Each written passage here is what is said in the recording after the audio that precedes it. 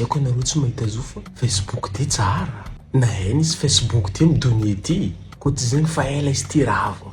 Misy olo agny zo koa tsy Facebook maro raha tsy hainy. Misy olo koa tsy Facebook tsy nahita andafy. Misy olo koa tsy Facebook tsy nahita vadiagna. Misy olo agny zo koa tsy Facebook tsy nahita fahasambarana. Misy olo agny koa tsy Facebook tsy nahita fahavantagnana, tsy vantagna izy koa tsy Facebook. Aby koa misy olo agny zo tsy nigadra koa tsy Facebook. Boka amin'ny Facebook fo nampigatra izy. Misy olo agny zo tsy nalaza koa tsy boka amin'ny Facebook. Ba imagine anareo hely Facebook io koa tsy teo, tsy n'existe à Madagascar. Ino raha nandalo? Za matoka antsika zay mbola raiky sauvage. Fa imagine amizay koa Facebook zao koa loso. Karaha koa fiainagnantsika gasy. Ako isak'olo amin'ny nasany, ao mipidriky fiaignan'olo, ao mampiady olo, ao mampigadra olo, ao mampidriky problème amin'olo, ao mampidriky vola amin'olo, ao mampidriky dépense amin'olo. Imagine fa firy internet laninareo zay. Za matoka fa tsy 1 giga fa 1 tera feky. Na koa misy agnabonabony tera zegny fa hainy. Rangonao za Facebook tam touche ndraiky jeu nidriky amin'ny tactile. Internet laniko zay boka fa 200 000 giga feky ny rangony biafan'ny Facebook ty.